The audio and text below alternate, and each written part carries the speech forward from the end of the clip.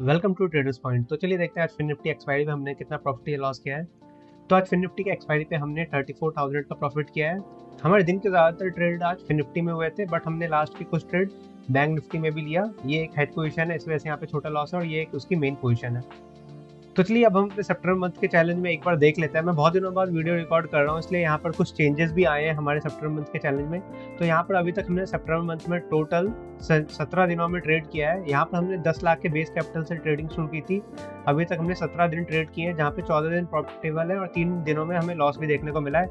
यहाँ पर हमें लास्ट 19th को एक अच्छा लॉस देखने को मिला था, जो कि था लगभग 1,30,000 के करीब का। ये हमारी ज़रूरत से ज़्यादा लॉस था, क्योंकि मेरा मैक्स लॉस लगभग उस दिन 80,000 के करीब का था, बट वहाँ पर हमने उससे लगभग 1.5 टाइम्स का ज़्यादा लॉस ले लिया।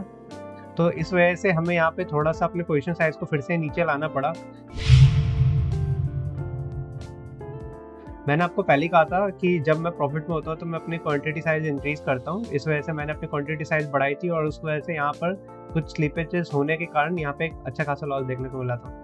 तो चलिए अब हम आज के ट्रेड्स को एक बार देख लेते हैं। यहाँ पर अगर आप ध्यान देंगे तो मैंने ज़्यादातर पुट साइड में सेलिंग करने की कोशिश की है। तो यहाँ पे बैंक निफ्टी में भी मैंने पुट को सेल किया, फिन निफ्टी में भी पुट को सेल किया और यहाँ पर फिन निफ्टी में मल्टीपल स्ट्राइक प्राइस पे पुट को सेल किया। बस हमने एक बार ही कॉल को सेल करने की कोशिश की है। इसका मेन रीज़न है क्योंकि मार्केट अप ट्रेंड में है और अप ट्रेंड के मार्केट में सबसे आसान काम होता है कि आप डिप पे पुट को सेल करिए।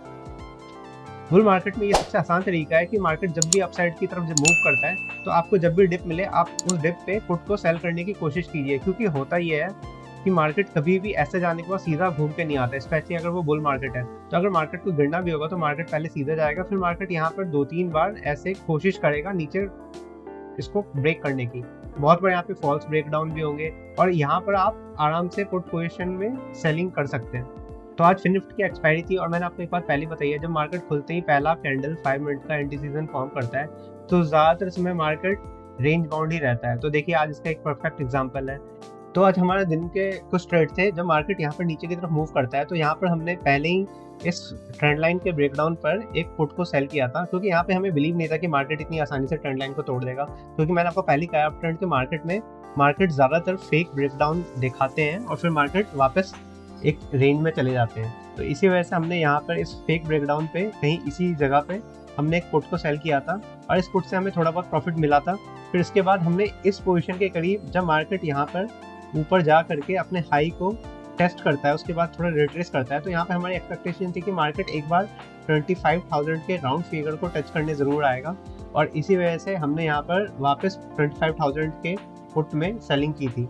हमें इस बार इन द मनी जाके पुट को सेल करने की सोच रहे थे, क्योंकि हमें यहाँ पे अच्छे पॉइंट्स दिख रहे थे, मगर हुआ ये कि मार्केट यहाँ से नीचे चला गया। इस रेंज का मार्केट ने नीचे की तरफ ब्रेकडाउन दिया, जो कि थोड़ा एक्सपेक्टेड नहीं था हमारे लिए। हम सोच रहे थे कि मार्केट इस लो को ब्रेक नहीं करेगा, बट मार्केट ने इसके लो को ब्रेक कर दिया और यहाँ पर हमें एक थोड़ा लॉस देखने को मिला।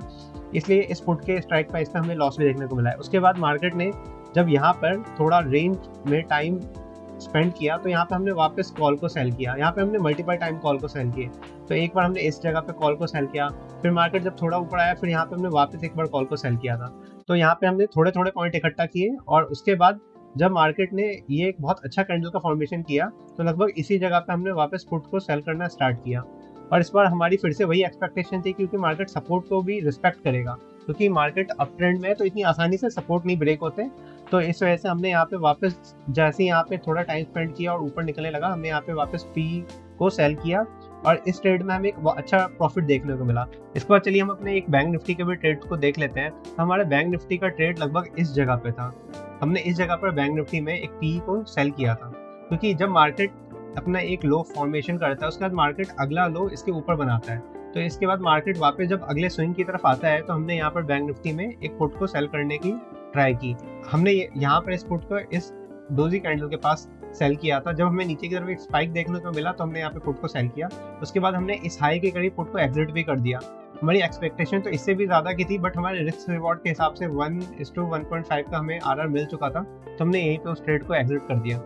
और यहाँ पर हमें जो एक थोड़ा सा डेंट देखने को मिला है अपने प्रॉफिट एंड लॉस में, इसको हम देखते हैं। इसको थोड़ा रिकवर करने में टाइम लग सकता है। हमने मैक्सिमम 2.78 लाख का प्रॉफिट देखा हुआ था, अभी हम 2.20 के प्रॉफिट पे चल रहे हैं, तो हमारा आरओए लगभग 22% का है। ये प्रॉफिट लॉस तो पार्ट ऑफ गेम है, बट यहाँ पे जो हमें एक मेजर लॉस देखने को मिला ये थोड़ा सही नहीं है, क्योंकि हमें मेजर लॉस से बचना चाहिए। But once in a while कभी कभी ऐसे ऐसे दिन भी आपको देखने पड़ते हैं जहाँ पे आपको बड़ा लॉस भी देखना पड़ता है। चलिए हम इस लॉस से सीखने की कोशिश करेंगे और आगे वापस इस लॉस को ना करें ऐसी कोशिश करेंगे। Thank you for watching the video, do like and subscribe the channel.